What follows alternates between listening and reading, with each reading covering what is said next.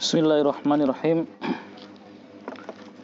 Innal hamdalillah nahmaduhu wa nasta'inuhu wa nastaghfiruh wa na'udzu billahi min shururi anfusina wa min sayyiati a'malina.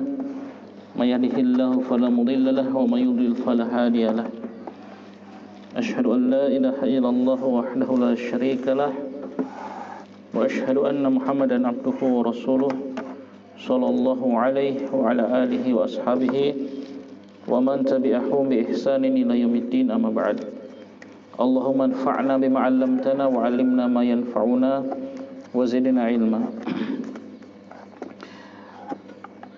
Alhamdulillah, kita bersyukur kepada Allah Subhanahu wa taala yang kembali mengumpulkan kita di tempat ini dalam rangka kita tafaqquh fiddin, mempelajari ilmu syar'i.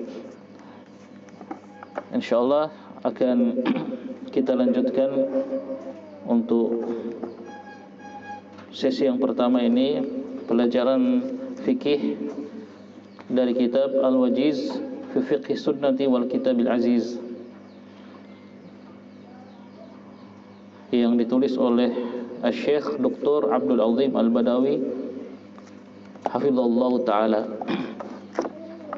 Kita masih pada kitab Thaharah, kitab tentang bersuci. Kemarin kita sudah melewati atau sudah membahas tentang babul miyah, bab al-miyah, tentang air. Sudah disebutkan oleh penulis di sini beberapa kaidah yang berkaitan dengan air. Ya, di antaranya beliau mengatakan kullu ma'in nazala minas sama'i aw kharaja minal ardi fahuwa tahurun. Semua air yang turun dari langit, ya, dan keluar dari bumi, fahuwa tahurun, maka dia suci dan mensucikan. Kemudian beliau juga mengatakan wa huwa baqin ala tahuriyatihi wa in khalatahu syai'un tahirun ma lam yakhruj an itlaqihi. Dan air-air tersebut itu tetap berada dalam sifatnya yang suci dan mensucikan meskipun tercampur dengannya sesuatu yang suci, selama tidak keluar dari kemutlakan air. Ya, tidak berubah. Air mutlak itu air yang dikatakan air yang masih bisa dikatakan air, yang belum berubah warna, rasa maupun baunya.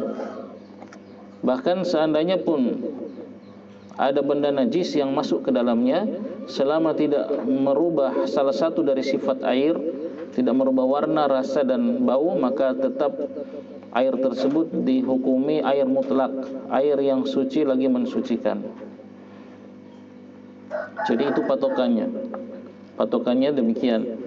Mau dia air yang banyak atau sedikit, baik dia di dalam ember, di dalam tandon, ya, bak penampungan air atau yang lainnya, pokoknya patokannya selama dia tidak berubah warna, rasa dan bau, maka dia tetap dikatakan air mutlak, air yang suci lagi mensucikan. Nah, insyaallah kita akan masuk bab yang kedua dari kitab Thaharah. Beliau mengatakan sini, penulis mengatakan hafizallahu taala,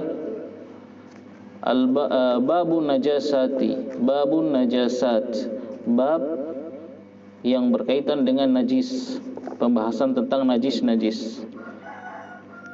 An-najasatu jam'u najasatin.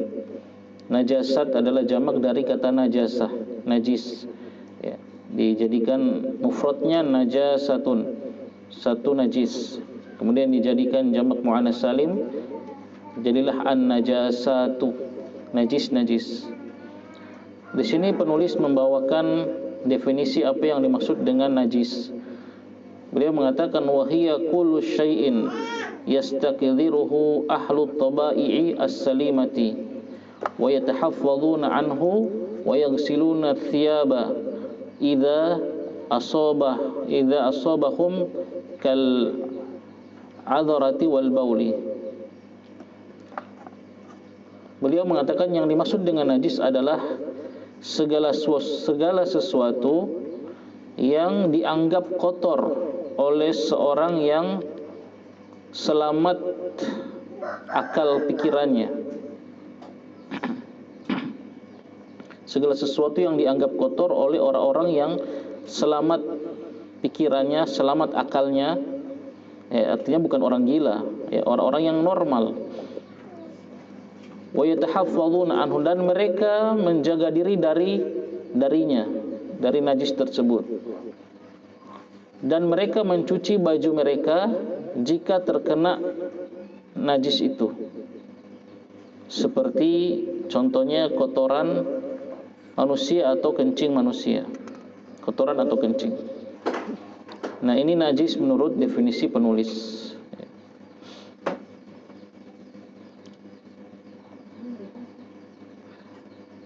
Kemudian ibu-ibu yang rahmati Allah Subhanahu wa taala, beliau mengatakan, menjelaskan, wal aslu fil asya'i al ibahatu wat taharatu. Hukum asal dari segala sesuatu yang ada ini itu mubah dan suci. Itu hukum asal dari semua benda-benda yang ada di muka bumi ini. Hukum asalnya itu suci, ya. Batu, debu, kayu, pohon, ya, apapun yang ada di muka bumi ini, hukum asalnya adalah suci. Kata beliau, faman za'ama najasata aini ma fa'alaihi bid dalil. Maka barang siapa yang dia menganggap ada suatu benda yang najis, ya, barang siapa yang menganggap ada suatu benda yang najis, maka dia wajib mendatangkan dalil. Mendatangkan apa? Dalil. Jadi menentukan suatu benda itu najis atau bukan, itu berdasarkan dalil, bukan berdasarkan pikiran atau akal kita saja. Tidak boleh kita menentukan, oh ini najis, ini bukan najis. Tidak boleh. Barang siapa, kata Syekh, yang menentukan suatu benda itu najis, maka wajib bagi dia mendatangkan dalil.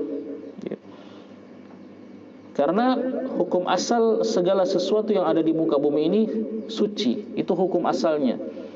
Nah, untuk menentukan ini najis, maka harus datangkan dalil, kata Syekh. Bukan cuma dengan akal pikiran.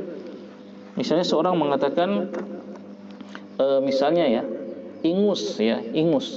Dia mengatakan ingus itu najis. Kenapa? Karena menjijikkan. Nah, itu kan cuma menggunakan akal pikiran saja. Tidak ada dalil dari Al-Quran ataupun As-Sunnah bahwa ingus yang keluar dari hidung itu najis. Maka dia bukan najis. Tidak ada dalilnya. Bukan cuma karena kita merasa jijik dengan sesuatu terus kita katakan itu najis. Tidak boleh. Kita harus kembali berada di hukum asal tadi. Segala sesuatu yang ada di muka bumi ini suci. Nah, sampai ada yang mengatakan dia najis. Kata Syekh, barang siapa yang menganggap sesuatu benda itu najis, maka dia harus datangkan dalil. Fa'alaihi bid dalil. Wajib dia mendatangkan dalil. Fa inna hadha bihi fadzalika. Fa inna hadha, kalau dia bisa nahadha itu artinya bangkit. Dia bisa bangkit, dia bisa mendatangkan dalil, fadzalika, maka diterima. Misalnya dia datangkan dalil dari Al-Qur'an atau hadis bahwa benda itu najis, dan dalil dan cara berdalil pun benar. Nah, maka kita terima kalau dia bisa datangkan dalil. Wa in ajaza anhu aw jaa bima la taqumu bihi al-hujjah fal wajibu alaina al-wuquf ala ma yaqtadihi aslu wal bara'ah. Nah, kalau dia bisa datangkan dalil tadi, maka kita terima. Wa in ajaza, kalau dia lemah, artinya dia tidak bisa mendatangkan dalil atau mendatangkan apa-apa yang bisa menegakkan hujah, yang menjadi hujah dari perkataan dia enggak bisa, fal wajibu alaina, maka wajib atas kita al-wuquf, berhenti ala ma yaqtadihi al-aslu wal bara'atu, terhadap apa-apa yang ditunjukkan oleh asal tadi, bahwa segala sesuatu itu suci,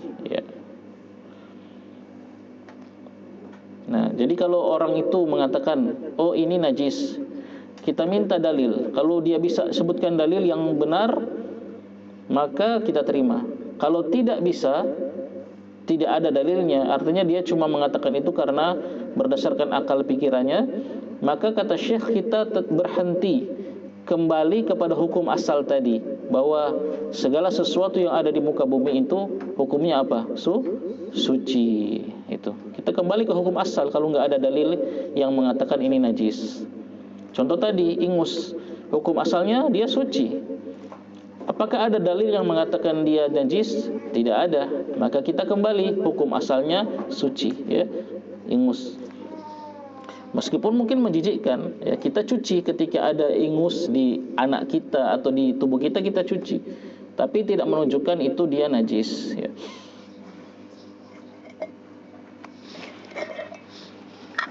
Kalau seandainya ingus itu najis, maka sangat susah.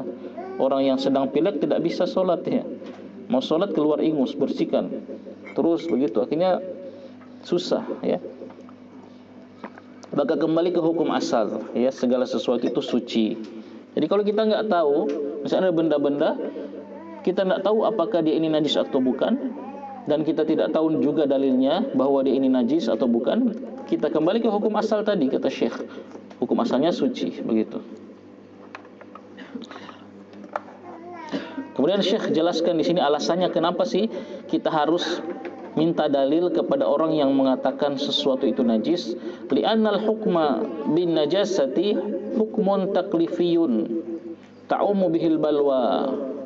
Karena menghukumi sesuatu itu najis, karena hukum bahwa sesuatu benda itu najis adalah hukmun taklifiyun, adalah hukum taklifi.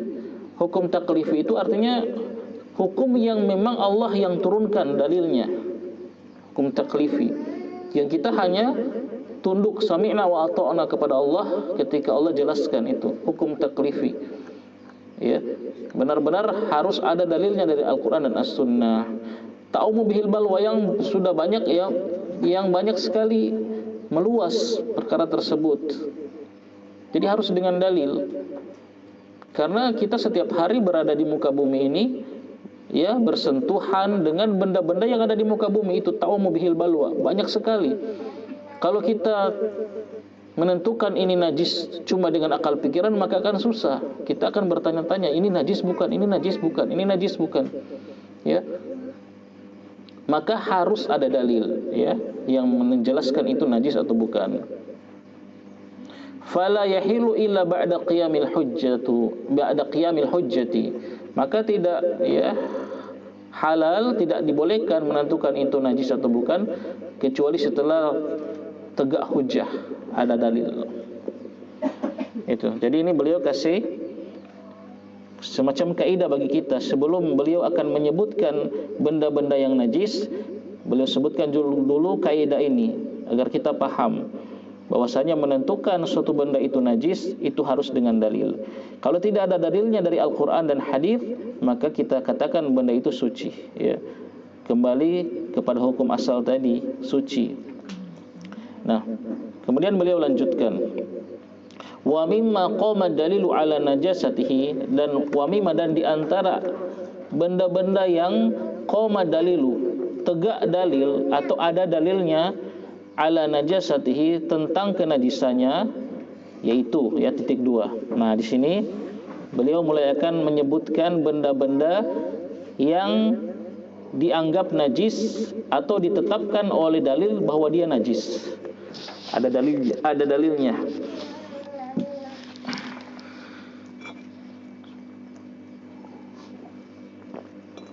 Yang pertama dan yang kedua, ya, jadi yang pertama dan yang kedua langsung digabungkan, karena dua benda ini biasanya berdekatan atau datang bersamaan. Yang pertama dan yang kedua, baulul adami wa ghaituhu, kencing manusia dan kotorannya. Itu 1 dan 2, kencing dan kotoran manusia. Ya, jadi di sini dikasih pengikat, yaitu kencing dan kotoran manusia. Karena kalau hewan itu tidak semua hewan kencing dan kotorannya najis, tidak semua. Adapun manusia semuanya, ya, namanya manusia, kencing dan kotorannya najis. Itu yang pertama dan yang kedua.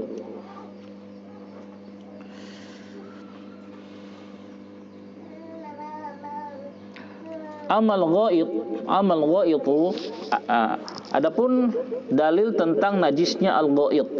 Ghaid itu kotoran manusia. Beliau setelah menyebutkan benda najisnya langsung beliau bawakan dalilnya, begitu. Karena kan tadi perkataan beliau sendiri, kalau kita mengatakan ini najis, datangkan dalil. Nah, di sini beliau langsung sebutkan dalil. Dalil tentang najisnya kotoran manusia. Hadis dari Abu Hurairah radhiyallahu anhu, anna Rasulullah sallallahu alaihi wasallam qala, bahwasanya Rasulullah sallallahu alaihi wasallam bersabda, "Idza wati'a ahadukum bina'lihi al-adha fa inna at-turaba lahu tahurun." Jika menginjak salah seorang di antara kalian dengan sandalnya al-adha, kotoran, ya, jika ada salah seorang di antara kalian di sandalnya itu menginjak kotoran, fa inna turaba, maka sesungguhnya at-turaba, tanah, lahu baginya tahurun, sebagai pembersih. Jadi kalau kata Nabi SAW dalam hadis ini, kalau kita menginjak kotoran, sandal kita menginjak kotoran, maka tanah itu menjadi pembersihnya, pensucinya. Ini menunjukkan kotoran itu najis, ya, menunjukkan kotoran itu najis.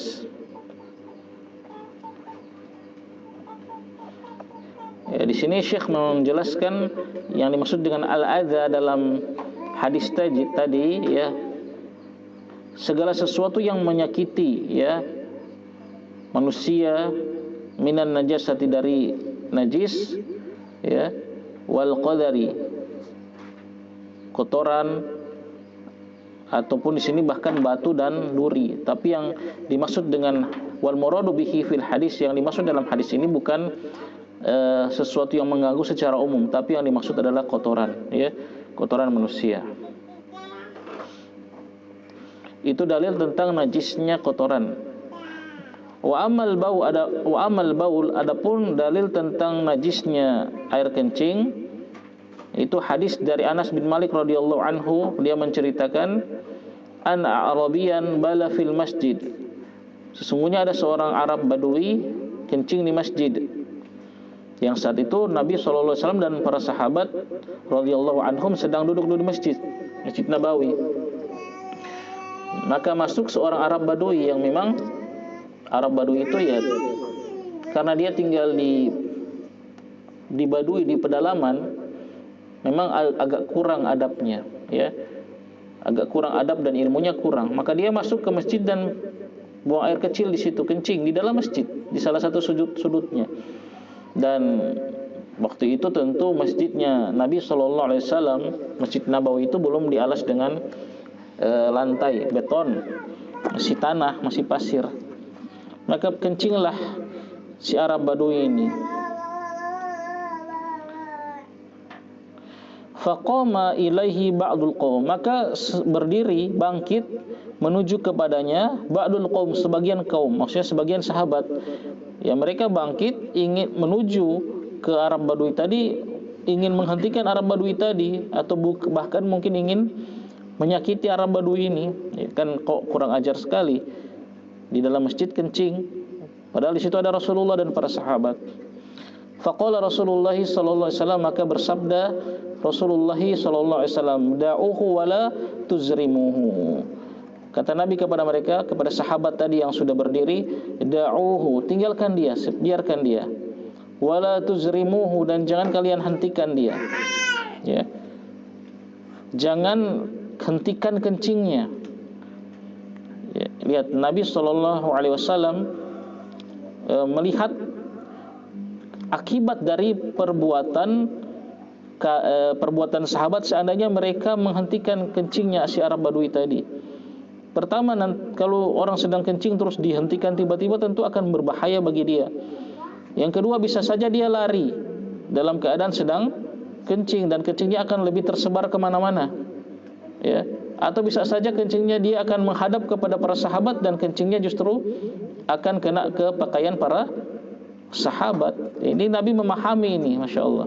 Maka Nabi bilang biarkan saja, jangan dihentikan. Qala, kemudian Anas melanjutkan ceritanya, falamma faradha, nah ketika si Arab Badui tadi selesai dari kencingnya, da'a bidalwin min ma'in, maka Nabi menyuruh mengambilkan satu ember dari air, ya. Fasabbahu alaihi, kemudian air tersebut disiramkan ke tanah yang dikencingi Arab Badui tadi. Nah, ini menunjukkan bahwa kencing itu najis, ya. Nabi memerintahkan untuk disiram, dicuci kencing tersebut. Ya, ini salah satu dalil bahwa kencing itu najis.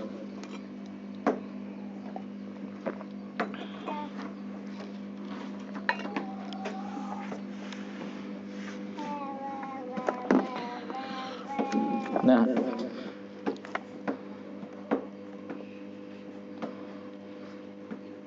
akhirnya di kisah ini, ya, kelanjutannya, ketika melihat hal tersebut, si Arab Badui ketika melihat bagaimana akhlak Nabi yang tidak langsung, ya, yang mencegah para sahabat untuk memukul dia, menghentikan dia, itu dilihat oleh Arab Badui tadi, ya. Akhirnya dia datang kepada Nabi sampai mengatakan, ya, semoga Allah merahmati engkau dan juga merahmati saya dan tidak merahmati yang lain.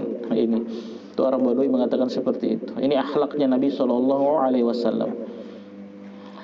Nah, intinya di sini dalil tadi menunjukkan, ya, air kencing itu najis. Nah, ini benda najis yang pertama dan kedua, kotoran manusia dan air kencingnya. Kemudian yang ketiga dan yang keempat, di sini juga beliau gabung. Yang ketiga dan yang keempat, al-madhi wal wadi. Al-madhi wal wadi, madhi dan wadi, ya. Ada yang namanya madhi, yang kedua, yang ketiga madhi, yang keempat wadi. Apa yang dimaksud dengan al-madhi? Madhi itu fahuwa ma'un abyadun raqiqun lazajun yakhruju inda syahwatin la bisyahwatin wala dafqin wala yaqubuhu futurun wa rubbama la yuhissu bi khurujihi wa yakunu dzalika lirajuli wal mar'ah. Nah, madhi, apa itu madhi? Di sini beliau jelaskan, madhi adalah air yang bening, yang halus dan lengket. Air yang bening, halus dan lengket, yang keluar ketika syahwat itu bangkit. Ketika syahwat bangkit, ya, bukan, ya, la bi syahwatin, bukan sebagai puncak dari syahwat.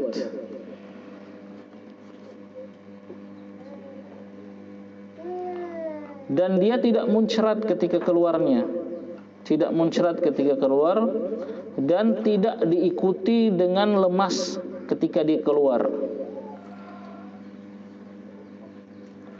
Dan terkadang la yuhissu bi khurujihi, tidak disadari keluarnya. Wa yakunu dzalika lirajuli wal mar'ah, dan madhi itu bisa keluar madhi bagi laki-laki maupun perempuan. Itu, ya, insyaallah yang, ya, ibu-ibu sudah memahaminya, ya, yang sudah menikah mengetahui ini madhi ini. Ya, menikah semua yang hadir kan? Nah, Amel tutup telinga saja, ya. Itu. Nah, ini, dan dia najis, harus dibersihkan. Kalau kena di pakaian harus dicuci, harus dibersihkan. Ya, kena di badan harus wajib dibersihkan. Itu yang namanya najis, itu wajib dibersihkan. Kalau benda-benda yang bukan najis, yang kita mungkin jijik seperti tadi ingus, itu ya Kalau kita mau bersihkan boleh, kalau kita nggak mau bersihkan juga boleh. Ya. Kalau ingus atau lendir yang keluar, dahak yang berlendir itu yang keluar dari mulut kita. Kalau misalnya kita keluarkan terus kena di baju atau di badan, ya terserah kita. Kalau kita jijik, kita mau cuci boleh, kalau tidak juga enggak apa-apa. Tapi kalau yang najis itu wajib dibersihkan, harus, dia wajib dibersihkan. Tidak boleh tidak. Nanti kita akan bahas cara-cara membersihkan najis. Nah, mana dalil tentang wahwa najasun, dan dia najis? Kata Syekh di sini. Oleh sebab itu amarun Nabi sallallahu alaihi wasallam bi ghusli al-dzakari minhu. Oleh sebab itu Nabi sallallahu alaihi wasallam memerintahkan untuk mencuci ya yang terkena madhi tadi, ya. Baik yang dicuci itu ya anggota badan yang kena madhi atau baju yang kena madhi. Dalilnya mana? Dalilnya dari Ali bin Abi Thalib radhiyallahu anhu. Dia mengatakan, kuntu rajulan madza'an. Saya adalah seorang laki-laki yang madza'an, yang sering keluar madhi. Yang sering keluar madhi. Ya mungkin ya syahwat ya besar ya. Kalau syahwat itu bangkit, keluar madhi itu. Terkadang tidak sadar. Nah, kata Ali bin Abi Thalib, aku laki-laki yang sering keluar madhi. Wa kuntu astahi an as'ala Nabiyya sallallahu alaihi wasallam li makani binatihi ya minni. Dan aku malu, kata Ali, beliau mengakui saya malu untuk bertanya kepada Nabi sallallahu alaihi wasallam tentang hukum madhi ini. Apa sih hukumnya? Apakah dia najis atau bukan? Bagaimana?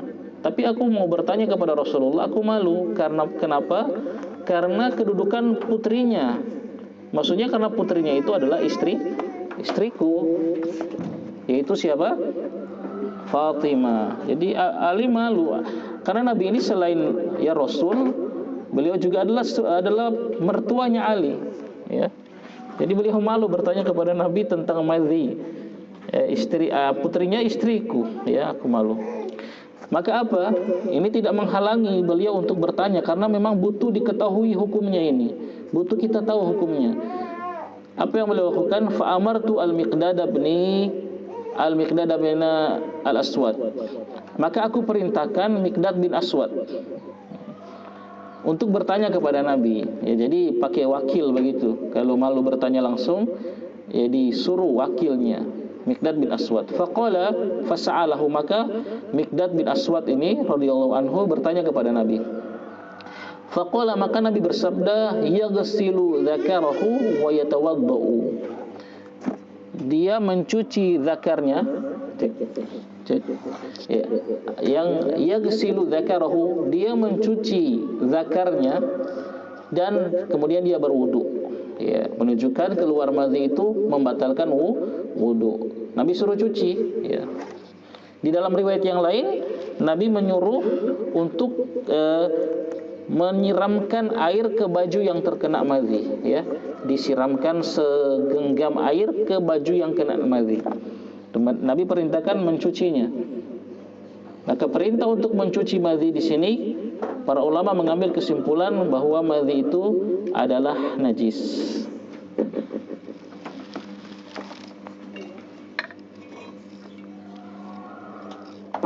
Itu dalil tentang madhi. Adapun wadi, nah tadi kan yang 3, 4 madhi dan wadi. Apa yang dimaksud dengan wadi? Fahuwa ma'un abyadun thakhinun yakhruju ba'dal baul. Wadi adalah air yang abyad, yang putih, sakhinun, yang kental, dia agak kental, yakhruju ba'dal baul, yang dia keluar setelah kencing. Jadi ada mungkin sebagian orang ketika dia buang air kecil, dia kencing, setelah habis kencing masih ada keluar suatu air yang kental, dia agak kental, ya. Tapi bukan madhi. Kalau madhi kan tadi ketika syahwat. Kalau ini ketika selesai buang air kecil. Ya. Nah, ini pun dia najis. Wa huwa najasun, dan dia najis, ya. Makanya kalau di dianjurkan oleh para ulama setelah buang air kecil, setelah selesai keluar tetes yang terakhir, jangan langsung berdiri, tunggu sebentar lagi. Siapa tahu keluar ini yang namanya wadi. Bisa jadi keluar yang namanya wadi ini, wadi. Maka ditunggu sedikit dulu. Memang kalau yakin tidak ada lagi yang keluar, baru kita istinja, cebok. Ya, seperti itu. Dan dia juga najis. Mana dalilnya? Dalilnya dari sahabat Ibnu Abbas radhiyallahu anhu, dia mengatakan al-mani wal wadi wal madhi, ammal mani fa huwa alladhi minhu al-ghuslu wa ammal wadi wal madhi faqala ighsil dhakaraka aw madhakiraka wa tawadda wudu'aka lis-shalah. Kata Ibnu Abbas radhiyallahu anhu, mani, wadi dan madhi itu berbeda. Kalau mani maka dia wajib mandi. Adapun wadi dan madhi, maka Nabi pernah bersabda, cucilah zakarmu karena keluar wadi dan madhi. Kemudian berwuduklah seperti wudukmu untuk sholat. Nah, di sini Ibnu Abbas sedang menjelaskan tentang hukum tiga perkara ini, mani, madhi dan wadi. Kalau mani, kata Ibnu Abbas, itu harus mandi untuk mensucikan, untuk membersihkan hadas besar ini, ya, keluar mani itu harus mandi. Adapun kalau wadi dan madhi itu cukup dicuci, ya, zakarnya. Ya, ini menunjukkan wadi juga ternyata najis karena Nabi memerintahkan untuk mencucinya. Ya, wadi dan madhi. Kemudian tidak perlu mandi, tapi cukup berwudu seperti wudu untuk sholat. Nah, ini dalil tentang najisnya wadi sekaligus madhi tadi.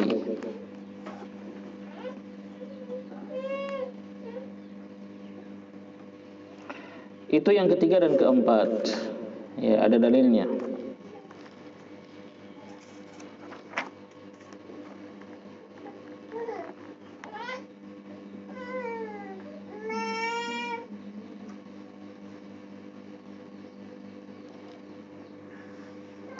Kemudian yang kelima, sekarang benda yang najis yang kelima.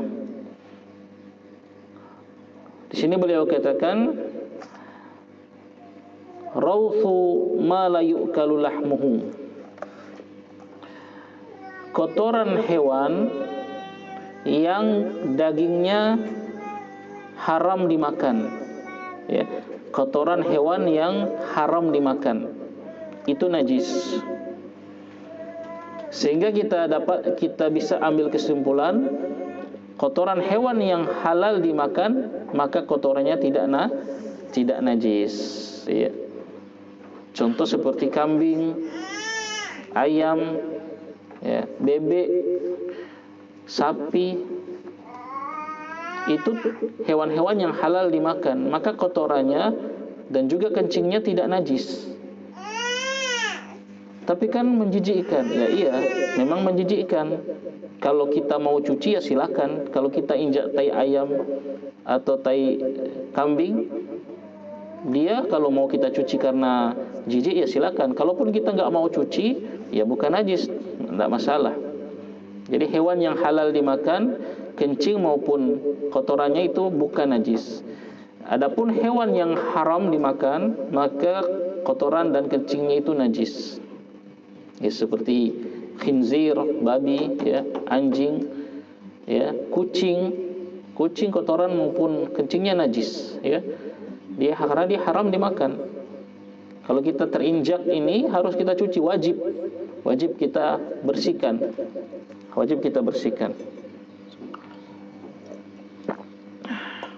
Dalilnya mana bahwasanya kotoran hewan yang haram itu najis? Dari Abdullah, di sini tidak disebutkan apakah Abdullah bin Mas'ud atau Abdullah bin Abbas radhiyallahu anhu, dia mengatakan arada Nabi sallallahu alaihi wasallam ay yatabarraza. Suatu hari Nabi berhendak untuk buang air Aroda menginginkan Nabi SAW ayyatabarraj untuk buang air. Faqala, maka Nabi bersabda, i'tini bisalasati ahjarin, datangkan kepadaku atau beri kecarikan untukku 3 buah batu. Ya. Mungkin pada saat itu ya tidak ada air, maka boleh beristinja, bercebok dengan batu. Nanti akan dibahas pada cara membersihkan najis pada bab yang berikut. Maka disuruh cari oleh Nabi, carikan batu 3. Maka kata Abdullah tadi, fawajadtu lahu hajaraini wa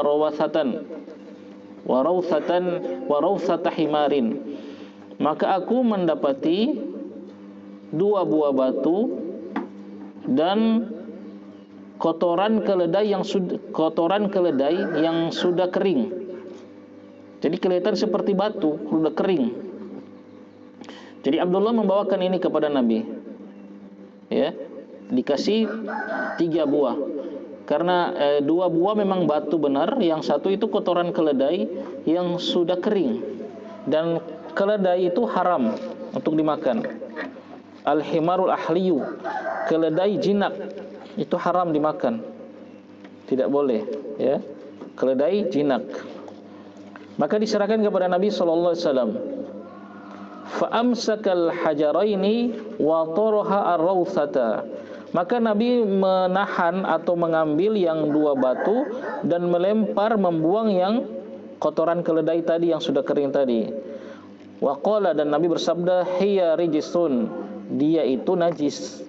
Ya, kotoran hewan tadi, keledai tadi yang sudah kering itu najis, kata Nabi. Yang Nabi pakai untuk bersuci cuma 2 batu tadi untuk istinja.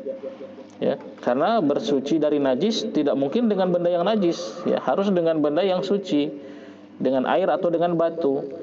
Begitu. Nabi membuang kotoran keledai tadi dan mengatakan dia najis. Nah, dari sini para ulama mengambil istinbat bahwa kotoran hewan yang haram dimakan, baik itu kotoran maupun kencingnya, maka dia najis.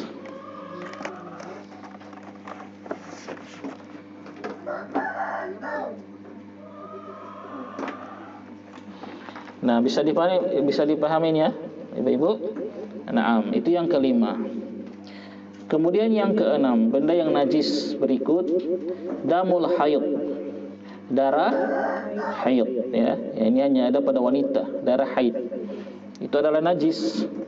Darah haid adalah najis. Ya, dalilnya dari Asma binti Abi Bakrin, qalat, dari Asma putrinya Abu Bakar radhiyallahu anha, dia mengatakan, ja'at imra'atun ila Nabi sallallahu alaihi wasallam faqalat, telah datang seorang wanita kepada Nabi sallallahu alaihi wasallam faqalat, dan dia berkata, jadi minta fatwa. Jadi para wanita sahabiyah radhiyallahu anhunna itu adalah wanita-wanita yang semangat menuntut ilmu. Jika ada suatu perkara yang mereka tidak tahu ilmunya, mereka datang langsung kepada Nabi SAW, langsung bertanya, datang ke rumah, ya. Sering mereka datang ke rumah Nabi untuk bertanya, ya. Bahkan sampai-sampai mereka meminta waktu kepada Nabi untuk menyediakan ta'lim khusus mereka untuk wanita, ya. Karena laki-laki kan ya di Masjid Nabawi senang selalu mendapatkan ta'lim dari Nabi. Maka para wanita ini minta satu hari khusus untuk Nabi datang mengajarkan mereka agama, begitu. Nah, ini ada wanita datang kepada Nabi, kemudian dia berkata, ihdana yusibu thawbaha min damil haid, kaifa tasna? Kata wanita tersebut radhiyallahu anha, ya, salah seorang di antara kami yusibu, tertimpa, thawbahu, pada bajunya, min damil haid, dari darah haid, ya. Ada darah haid yang terkena di baju salah seorang di antara kami. Kaifa tasna, apa yang harus dia lakukan? Kaifa tasna, apa yang harus dia lakukan dengan darah haid tersebut? Faqala, maka Nabi SAW bersabda, tahuttuhu thumma taqrusuhu bil ma'i thumma tandahuhu thumma tusalli fihi. Kata Nabi sallallahu alaihi wasallam, gosok ya, gosoklah tahut itu dikerik, digosok. Thumma taqrusuhu ya. Kemudian taqrusuhu itu di sini disebutkan al-akhdhu bi tarafi al-asabi, dikerik dengan ujung kuku begitu. Tahutuhu itu digosok-gosokkan entah dengan apa. Kalau zaman kita sekarang mungkin sikat. Kemudian taqrusuhu, dikerik dengan ujung jari, bilma, dengan menggunakan air. Tsumma tandahu, ya, setelah itu disiram dengan air, ya. Tsumma tusalli fi, kemudian dia boleh sholat dengan baju tersebut. Nah, ini Nabi memberikan arahan cara membersihkan darah haid, bahkan dengan cara yang ya ketat. Biasa kan darah haid itu sudah kering ya. Biasa sudah kering. Kalau dia masih basah mungkin cukup disiram air itu sedikit dia langsung hilang. Tapi kalau sudah kering, ini kata Nabi digosok dulu kemudian dikerik pakai ujung jari. Baru itu dikerik pakai ujung jari yang basah, yang dicampur dengan air. Dibasahin mungkin terus kerik-kerik. Kemudian setelah itu disiram. Kemudian baru dia tusolli fihi, dia baru boleh sholat dengan menggunakan baju tersebut. Nah, dari sini para ulama mengambil istinbat darah haid itu adalah najis karena Nabi memerintahkan untuk menghilangkannya dan membersihkannya, ya.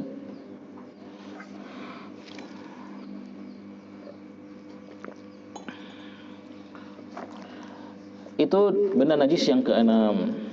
Benda najis yang keenam.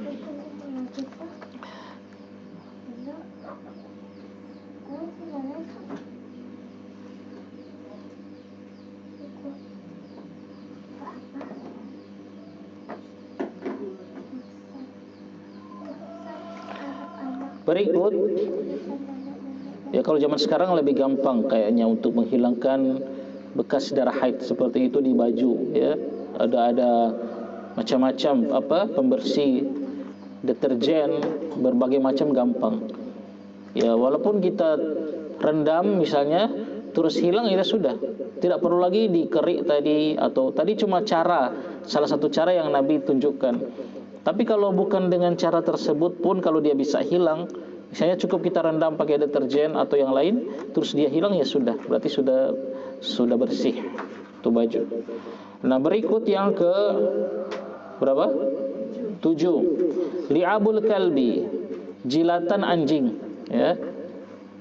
Nah, ini benda kalau yang 1 sampai 6 tadi kan memang dia najis pada bendanya itu. Bendanya itu memang najis, ya. Kalau ini bendanya suci tapi terkena jilatan anjing, ya. Kalau tadi kan kotoran itu memang bendanya zatnya najis. Kotoran manusia, kencing manusia, madhi, wadi, atau kotoran hewan yang haram. Terus yang ke-6 ini darah haid, itu memang bendanya zatnya najis. Nah, sekarang bendanya suci tapi terkena jilatan anjing, ya. Itu maka benda tersebut menjadi najis. Tapi bisa kita cuci, kita bersihkan. Dalilnya dari Abu Hurairah radhiyallahu anhu, dia mengatakan qala Rasulullah sallallahu alaihi wasallam, ya,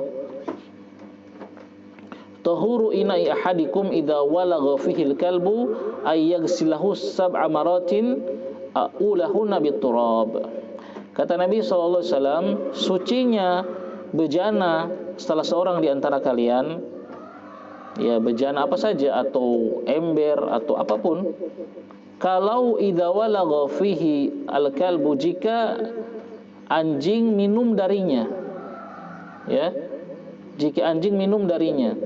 Anjing itu kalau minum dia dengan cara apa? Mencelup-celupkan lidahnya, ya kan? Bukan seperti minum diseruput begitu, enggak. Diseruput tidak. Anjing itu minum cuma dia celup-celupkan lidahnya. Nah, lidahnya di air. Dijilat-jilat itu airnya. Terus seperti kucing juga begitu.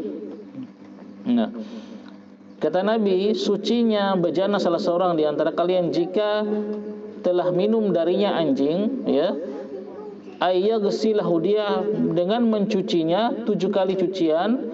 Yang pertama menggunakan campuran tanah. Cucian yang pertama ulahunna biturab, yang pertamanya itu dengan campuran tanah. Nah, jadi dicuci bejana yang bekas diminumi anjing tadi, ya, dibuang, diberi airnya, kemudian dicuci bagian dalamnya, ember misalnya atau loyang. Kita lihat ternyata ada anjing minum dari situ, tidak perlu kita buang loyangnya, cukup kita cuci 7 kali. Yang pertama kali pakai tanah, campur tanah. Tidak wajib juga di pertama kali, boleh di kedua atau ketiga, ya.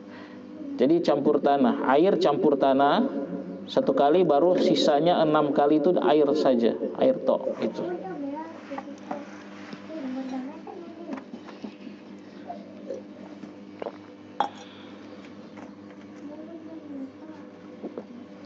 Itu yang ke-7. Berikut yang ke-6. Yang ke-8. Yang ke-8, al-maitatu. Apa al-maitatu? Bangkai. Bangkai. Bukan mayat tapi bangkai. Yang dimaksud dengan al-maitatu di sini kata penulis, wa hiya ma mata hatfa anfihi min ghairi zakatin syar'iyyatin, ya. Bangkai itu segala sesuatu adalah apa-apa saja yang dia mati tidak dengan sembelihan syar'i. Segala sesuatu yang mati tidak dengan sembelihan syar'i, itu bangkai namanya. Kalau hewan disembelih secara syar'i, ya dia bukan bangkai. Kita sembelih kambing secara syar'i, ya, mengucapkan bismillah, kemudian memotong lehernya dengan alat yang bisa mengucurkan darah, itu berarti disembelih secara syar'i, maka dia bukan bangkai, tidak najis. Yang ini bangkai, dia mati bukan dengan sembelihan yang syar'i. Ya, misalnya hewan jatuh dari ketinggian, kambing mati, atau kambing ketabrak mati, atau kambing dipotong, disembelih tapi tidak syar'i, tidak mengucapkan apa? Bismillah misalnya. Ya, itu pun tetap dihukumi apa? Bangkai. Bangkai itu. Intinya semua hewan, ya, hewan darat yang dia mati tidak disembelih secara syar'i, maka dia najis, itu bangkai. Liqauli sallallahu alaihi wasallam, berdasarkan sabda Rasulullah sallallahu alaihi wasallam, idza dubigha al-ihabu faqad tahura. Jika telah disamak, ya, al-ihabu di situ disebutkan, ya, kulit bangkai, ya, kulit bangkai. Jika telah disamak kulit bangkai, maka faqad tahura, maka dia telah menjadi suci, ya. Perhatikan, Nabi mengatakan jika telah disamak kulit bangkai, maka dia telah menjadi suci. Ini menunjukkan kalau kulit bangkai tidak disamak, maka dia najis. Begitu pemahamannya. Disamak itu ya dikeringkan, dan metodenya macam-macam. Bisa dengan cukup dijemur, atau menggunakan bahan kimia tertentu, atau ya disamak namanya. Maka kalau ada bangkai, boleh kita ambil kulitnya. Kita ambil kulit, misalnya ada bangkai kambing, ya, kambing mati ketabrak, maka tidak boleh kita makan ini karena dia bangkai, haram. Tapi kulitnya boleh kita ambil terus kita samak. Nah, jadi suci. Kalau sudah disamak, ya, dijemur atau menggunakan bahan-bahan kimia tertentu atau yang lainnya. Nah, dari sini maka para ulama mengambil kesimpulan berarti kalau kulit bangkai yang tidak disamak maka dia najis. Maka ini menunjukkan najisnya bangkai. Nah, itu.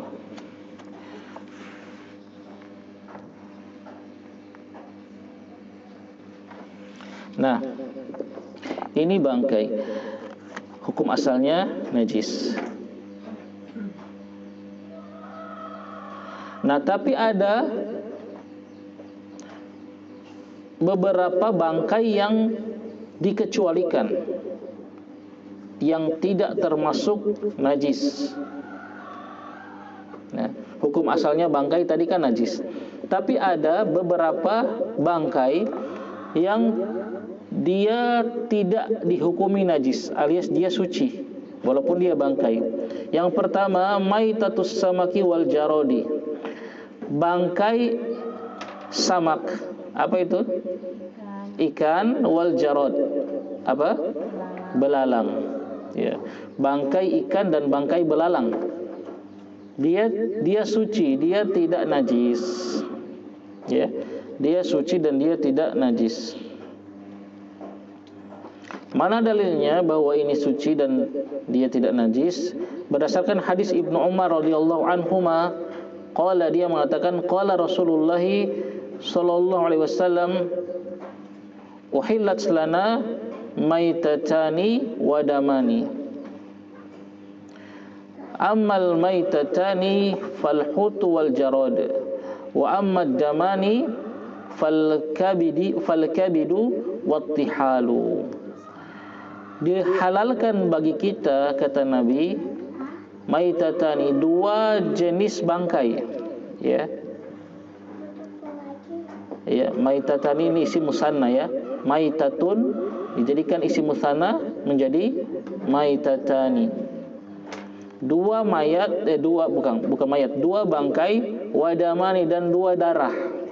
Ya. Daman ini juga isim musanna dari damun. Damun satu darah, damani dua darah. Itu dihalalkan bagi kita, kata Nabi sallallahu alaihi wasallam, untuk dimakan. Ada dua bangkai dan dua darah yang halal untuk kita makan. Amal maitatani, adapun dua bangkai itu adalah falhut, bangkai alhut, bangkai ikan, wal jarad, dan bangkai belalang. Maka boleh dimakan ini, ya, tidak haram. Jadi kalau kita di laut, tiba-tiba kita lihat ada ikan sudah terapung kan, sudah mati kan, berarti sudah jadi bangkai, maka masih boleh kita ambil untuk kita makan, boleh. Ya. Yang penting ya dia belum busuk tentu. Kalau sudah rusak maka ini masuk ke pembahasan ya membahayakan diri, la doror wala diror. Tapi hukum asalnya dia suci, dia bukan najis dan boleh dikonsumsi. Ya. Dan juga belalang ya. Belalang. Adapun dua darah, kata Nabi sallallahu alaihi wasallam, wa amma damani, adapun dua darah itu adalah al-kabidu wat tihalu. Al-kabidu itu hati, ya, hati ayam, hati kambing, hati sapi. Itu kan darah dia, ya, sudah menggumpal. Wal tihalu, wal, dan juga limpahnya, ya, limpah. Maka ini halal, boleh dimakan. Boleh dimakan. Ya. Al-kabidu itu hati, al-wattihalu itu limpah. Nanti antum cari di Google apa itu limpah. Ya, limpah.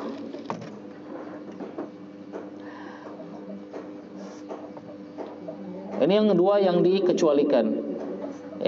Yang berkaitan dengan pembahasan kita adalah as-samak wal jarad. Bangkai ikan dan bangkai belalang. Dia bukan najis.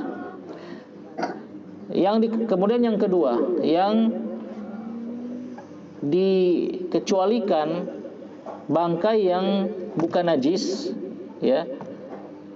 Bangkai yang bukan najis yaitu maitatu malada malahus sailun.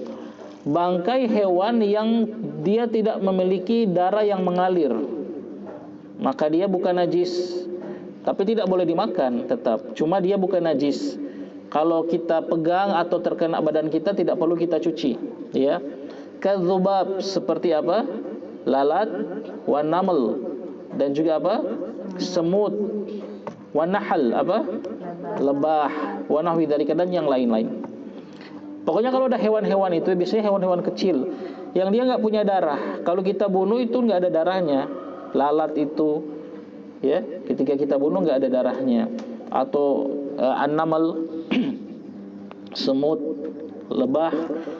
Kalau kita bunuh nggak ada darahnya, maka dia bangkainya bukan najis, ya. Tapi tetap hewan-hewan ini haram dimakan, ya, karena dia masuk pada hewan-hewan yang menjijikkan, ya. Dan juga ada yang dilarang dibunuh seperti semut, itu kan dilarang dibunuh. Kata para ulama, kalau hewan dilarang dibunuh maka dilarang juga dimakan. Nah, kalau kita makan pasti harus kita bunuh dulu. Tapi kalau apakah dia najis atau bukan, maka jawabannya bukan najis. Ya, kalau kita keinjak semut yang sudah mati atau apalah itu, lalat, ini tidak perlu kita cuci baju kita atau kaki kita, karena dia bukan najis. Dia walaupun bangkai tapi bukan najis.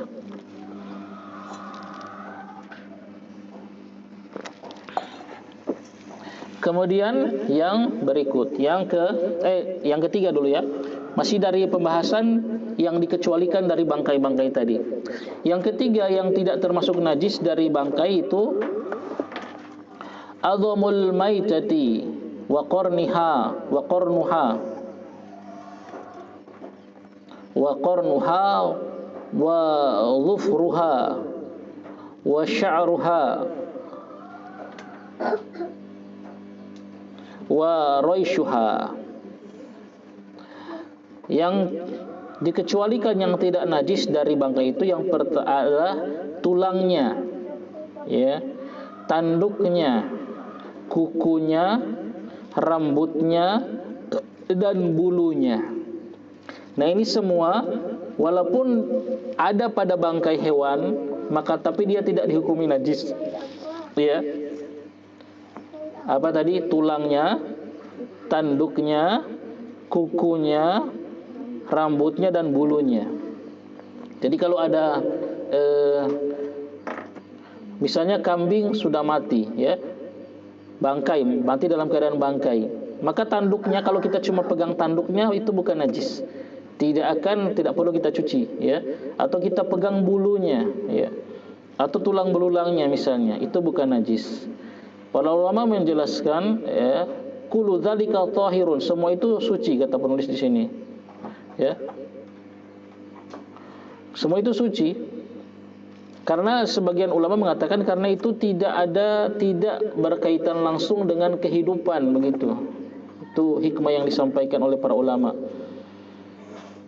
Karena benda-benda ini kalau dipotong, yaitu tidak akan merasakan sakit. Misalnya tanduk atau kuku atau rambut hewan itu ketika dipotong dia tidak merasakan sakit, ya. Itu hanya sebagai hikmah saja. Tapi yang al-muhim ini semua ini dia suci, walaupun ada pada bangkai, ya, dagingnya, tanduknya, bulu, kuku, dan rambut. Wukufan 'alal asli wa huwa taharatun. Ya, berdasarkan asal tadi yang kita bahas tadi, hukum asal segala sesuatu itu suci, ya. Dan juga apa yang diriwayatkan oleh Al-Imam Bukhari, ya, secara muallaq dari Az-Zuhri, ya, tentang tulang dari al-mauta, tulang dari bangkai. Al-Imam Az-Zuhri mengatakan tentang tulang bangkai seperti tulang al-fil, gajah, atau yang selainnya. Al-Imam Az-Zuhri mengatakan adraktu nasan min salafil ulama yamtashituna biha wa yadhanuna fiha la yarawna bihi ba'san. Kata Al-Imam Az-Zuhri, saya mendapati manusia dari kalangan ulama salaf, ya, para ulama salaf, mereka menyisir rambut dengannya, dengan tulang. Jadi mungkin dibuat sisir begitu loh, tulang-tulang bangkai, ya, dibuat sisir, mungkin diukir zaman dahulu kan, belum ada plastik. Dan mereka menyimpan minyak rambut di dalam tulang tersebut, ya, la yarawna bihi ba'san, dan mereka menganggapnya tidak mengapa. Ya, dalilnya itu perbuatan salaf.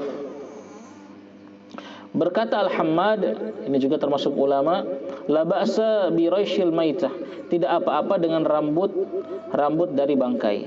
Seperti itu.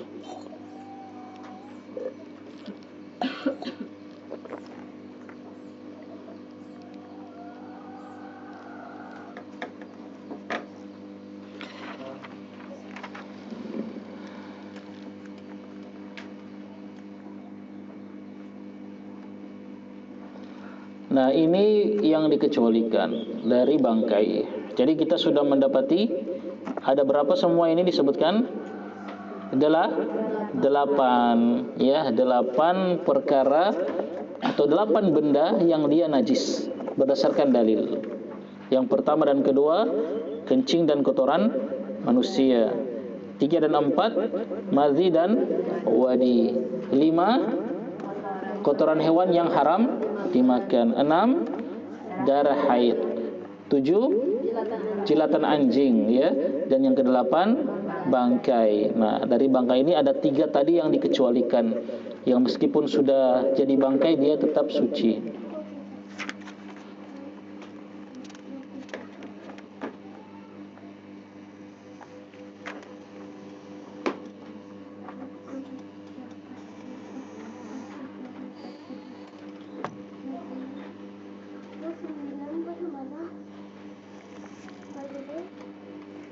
Nah, kemudian bisa mungkin ditambahkan ibu-ibu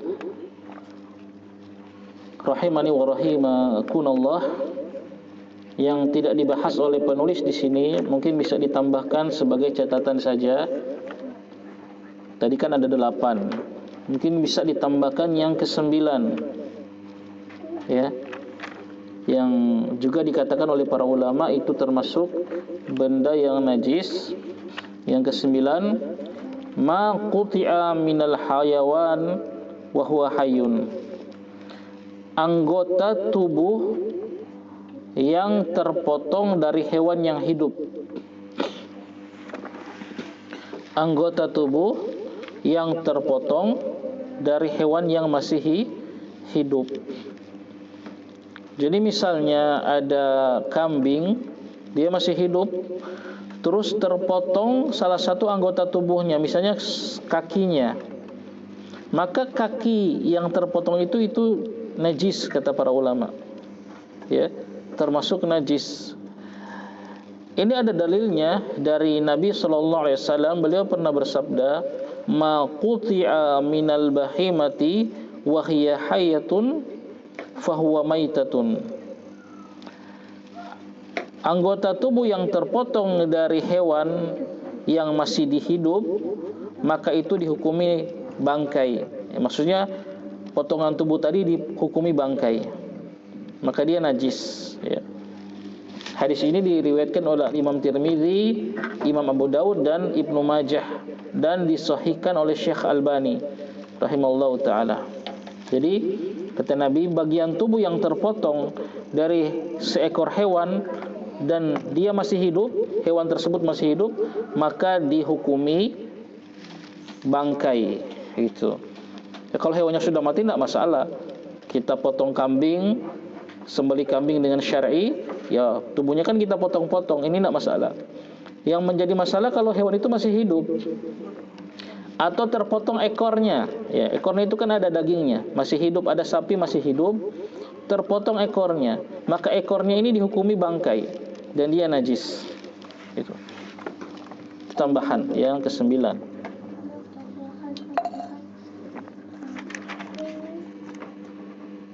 Nah, itu saja tambahannya. Kemudian ada tambahan lagi sedikit, ya, sedikit lagi ada tambahan catatan. Ada beberapa benda yang diperselisihkan oleh para ulama apakah dia najis atau bukan. Ada beberapa benda yang diperselisihkan oleh para ulama apakah dia najis atau bukan. Tapi yang rajih insyaallah dia bukan najis. Yang kuat insyaallah benda itu bukan najis, ya. Di antara benda itu adalah misalnya al-mani. Mani. Insyaallah kita sudah tahu apa itu mani. Ini khilaf para ulama apakah dia najis atau bukan. Insyaallah yang kuat adalah dia bukan najis. Sebagian ulama menjelaskan karena ya Nabi sallallahu, ada hadisnya Nabi pernah sholat dengan baju yang masih ada bekas maninya di tubuhnya, di bajunya tersebut, dan Nabi sholat dengannya. Dan juga mereka beralasan dengan bahwasanya mani adalah asal muasal kehidupan manusia, tidak mungkin dia najis. Berarti nanti kita ini semua najis kalau itu. Jadi mani bukan najis. Kemudian ada benda juga yang setelah mani tadi diperselisihkan oleh para ulama, yaitu khamar. Apa? Khamar, minuman yang memabukkan. Apakah dia najis atau bukan? Di sini juga khilaf para ulama. Tapi wallahu alam, yang benar, yang insyaallah yang roji adalah dia bukan najis. Khamar itu bukan najis. Dalil yang mereka gunakan adalah hadis bahwa Nabi ketika di Madinah ketika itu para sahabat masih biasa minum khamar ketika belum turun ayat yang mengharamkan khamar. Setelah turun ayat yang mengharamkan khamar, para sahabat langsung membuang semua stok khamar yang ada di rumah mereka. Ya, mereka nyetok khamar di rumah untuk minum-minum karena memang belum ada pengharaman waktu itu. Nah, setelah turun ayat yang mengharamkan khamar, mereka buang semua. Dan dijelaskan dalam hadis tersebut, itu jalan-jalan kota Madinah itu banjir dengan khamar, tumpah di mana-mana. Dan tidak ada riwayat Nabi menyuruh mencucinya. Maka para ulama mengatakan maka khamar itu bukan najis, ya, karena dibuang di jalan-jalan kota Madinah. Itu jadi khamar bukan najis, ya. Itu yang kedua, ya, mani khamar bukan najis. Kemudian yang ketiga juga yang ada perselisihan para ulama di dalamnya apakah dia najis atau bukan, yaitu darah. Darah yang mengalir, ya, termasuk darah manusia yang banyak yang mengalir. Kalau cuma darahnya kecil sedikit, misalnya kita digigit nyamuk, kita keplak begitu terus darahnya ada, itu bukan najis. Yang maksudnya di sini darah yang mengalir, yang banyak. Apakah itu najis atau bukan? Ini khilaf bainal ulama. Yang insyaallah yang kami ikuti, yang kami pilih adalah pendapat yang mengatakan dia bukan najis. Dalilnya banyak di sini. Para sahabat itu luka ketika perang, ya, dan darah mengalir dengan deras dari luka-luka mereka. Bahkan ada sahabat yang dia ketika luka itu dibawa ke dalam Masjid Nabawi, dibuatkan tenda, ditaruh di Masjid Nabawi, dan darahnya mengalir sampai ke lantai Masjid Nabawi. Nah, tidak ada riwayat Nabi menyuruh mencucinya. Ini menunjukkan darah bukan najis, ya. Darah bukan najis.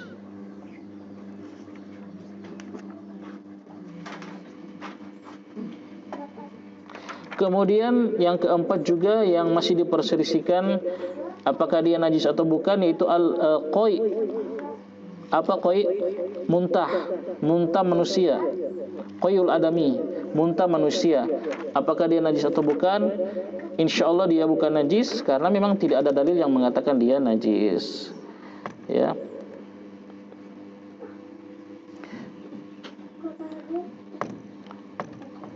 Itu, ya, 4. Kemudian ada juga yang kelima, ya. Yang pertama tadi apa? Mani. Yang kedua khamar. Yang ketiga darah. 4, ya, muntah manusia. Ini ada khilaf, ya. Tapi insyaallah yang kuat, insyaallah itu bukan najis benda-benda tersebut karena dalil-dalil yang menunjukkan bahwa dia bukan najis. Dan kembali lagi ke hukum asal, ya, bahwa segala sesuatu itu suci sampai ada dalil yang menunjukkan dia najis. Kemudian yang kelima ini di sini, ya, ada disebutkan di kitab lain, sesuatu yang keluar dari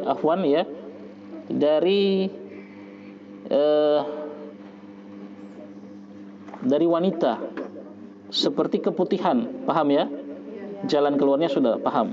Sesuatu yang keluar dari wanita, tentu bukan dari mulutnya, ya, tapi yang jalan keluar itu, ya, berupa seperti keputihan atau cairan-cairan yang lain ketika misalnya ada wanita yang dia bekerja, ya, sedang bekerja, lama bekerja atau lama berjalan, keluar itu dari jalan tersebut. Nah, ini khilaf bainal ulama, ya, apakah dia najis atau bukan. Nah, apakah hukumnya benda-benda itu yang keluar dari wanita itu seperti keputihan atau cairan-cairan yang lain? Maka di sini yang ada tafsil, ada pembagian yang disebutkan dalam kitab yang lain. Jika yang keluar dari wanita itu dia keluar ketika dia bercumbu dengan suaminya, maka itu dihukumi najis, seperti madzi berarti. Tapi kalau cairan itu keluar bukan dalam keadaan tersebut, misalnya dia bekerja atau dia lama berjalan, atau memang seperti tadi ya, keputihan itu kan penyakit, maka itu bukan najis, ya, tidak, bukan dihukumi bukan najis, ya, itu tafsirnya, dihukumi bukan najis.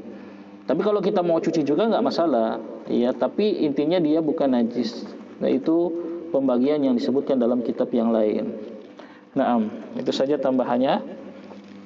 Kita sudah ya belajar 1 jam lebih, maka kita cukupkan dulu sampai di sini.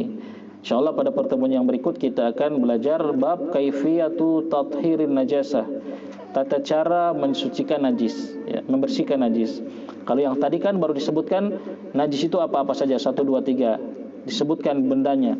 Nah, sekarang akan dijelaskan bagaimana cara mencucinya, bagaimana cara membersihkan najis-najis tersebut, insyaallah pada pertemuan yang akan datang. Wallahu taala alam bisawab. Sebelum kita akhiri, ada yang ditanyakan? Ada Ustaz. Kalau air liur kucing apakah najis? Air liur kucing bukan najis. Tidak ada dalilnya. Yang menjadi ada dalilnya cuman apa? Anjing tadi. Ya, kalau kucing yang najis adalah ya kotorannya, kencingnya. Adapun air liurnya, jilatannya tidak najis. Karena dia, kata Nabi SAW, hewan yang sering berkeliaran di antara kalian, bahkan sering dipegang-pegang oleh para sahabat, ada berkeliaran dan dia tentu menjilat sana sini, tapi dia tidak najis. Kalau dia jilatannya itu najis, air liurnya najis, maka tentu akan dijelaskan oleh Nabi. Karena kucing dan anjing yang paling banyak keliaran di tengah manusia, yaitu apa? Kucing yang paling jinak. Tentu kalau jilatannya kucing itu najis, Nabi akan jelaskan karena dia justru yang paling banyak. Tapi ternyata tidak ada dalil. Yang dalil mengatakan jilatan itu yang haram hanyalah air liur anjing. Nah, wallahu alam. Katanya Ustaz, Iya. kalau orang yang dia itu kan pas coba wudhu tapi masih keluar pipis sedikit, Iya. pulang lagi dia coba wudhu, pulang keluar, baru habis itu dia sesolat. Nah, di saat sholat ada keluar sedikit lagi, jadi salah ludang, bisa disebut penyakit begitu. Itu bagaimana kan? Naam. Barakallahu fik. Kalau ada orang, ya biasanya orang-orang tua misalnya ya, orang tua yang itu dia sudah menjadi penyakit berarti, bukan sesuatu yang kadang-kadang, ya. Kan ada orang yang mungkin jarang saja dia habis kencing, dia belum selesai semua kencing dia sudah cepat-cepat wudu. Setelah di tengah sholat ternyata keluar kencingnya. Kalau seperti ini orang yang sehat dan ini cuma terjadi jarang-jarang, maka dia wajib mengulang wudunya, dia bersihkan dulu kencingnya karena najis, dia ulang wudu dan dia ulang sholat. Nah, sekarang pertanyaannya bagaimana ini sudah penyakit, orang tua yang terkadang tidak sadar lagi kencing keluar. Kalau sudah jadi penyakit seperti ini, maka kata para ulama menjelaskan fattaqullaha mastata'tum, bertakwalah kepada Allah sesuai dengan kemampuan. Mereka memberikan catatan. Pertama, kalau memang sudah sering keluar kencingnya itu, dia menggunakan sesuatu yang bisa menghentikan kencingnya. Minimal di tengah sholat, misalnya pakai popok, ya, agar jangan kemana-mana kena baju ini, dia pakai saja popok. Dan kalau keluar di tengah sholat, maka tetap dia lanjutkan sholatnya, tidak perlu dia batalkan, karena ini sudah penyakit. Maka susah sekali untuk dihindari karena sudah menjadi penyakit orang tersebut, sudah sering seperti itu. Maka dia pakai popok agar kalau dia kencing tidak jatuh di lantai kemana-mana, terus sudah sholat saja, bismillah, sholat, ya, fattaqullaha mastata'tum. Ini biasa orang tua ataupun orang muda, tapi kalau memang dia punya penyakit seperti itu tidak masalah. Naam, wallahu a'lam. Ada lagi? Naam, silakan.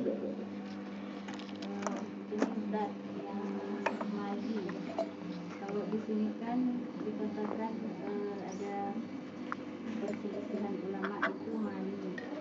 Kenapa kalau mani tidak termasuk di yang diperselisihkan ulama itu? Karena pernah juga saya dengar bahwa mani itu tidak termasuk najis. Bagaimana? Iya, naam. Kalau madhi itu ya disebutkan oleh penulis Al-Wajiz di sini, itu merupakan kesepakatan para ulama kalau madhi dan wadi. Karena madhi tadi jelas dalilnya dari Ali bin Abi Thalib radhiyallahu anhu diperintahkan untuk dicuci kalau madhi. Adapun mani, ya itu masih berselisih ulama karena memang yang mengatakan dia bukan najis karena Nabi pernah, nanti ada di pembahasan, Aisyah pernah melihat Nabi ada bekas mani di bajunya Nabi Shallallahu Alaihi Wasallam. Kemudian Nabi sholat dengan menggunakan baju tersebut. Nah, kalau itu mani itu najis, tentu Nabi akan bersihkan dulu, akan hilangkan dulu, baru beliau sholat dengan baju tersebut. Kemudian yang ada juga ulama yang mengatakan bahwasanya mani itu adalah sumber kehidupan, awal kehidupan penciptaan manusia dari mani. Kalau itu najis, maka ini tentu tubuh kita ini semuanya najis. Ya, wallahu alam. Ya, yang tadi kan yang ditanyakan Ali madhi, ya madhi kepada Nabi, bukan mani tapi madhi, dan Nabi suruh untuk dicuci, ya Nabi suruh untuk dicuci. Maka ini menunjukkan itu najis. Tapi ini ya ada khilaf juga baina ulama, ya terserah kita mengikuti pendapat yang mana. Yang untuk lebih hati-hati, ya kalau saya memilih madhi dan wadi adalah najis, ya. Adapun mani bukan. Tapi kalau kita mau memilih bahwa mani itu najis, ya silakan. Kita mau mengikuti pendapat ulama yang mengatakan mani itu najis, ya silakan. Dan kita harus cuci berarti, ya. Nah, sudah? Naam. Kita akhiri, kita istirahat sebentar. Kita akan lanjut pelajaran nahwu. Wallahu taala a'lam bishawab. Subhanakallahumma wa bihamdika asyhadu an la ilaha illa anta astaghfiruka wa atubu ilaik. Assalamualaikum warahmatullahi wabarakatuh.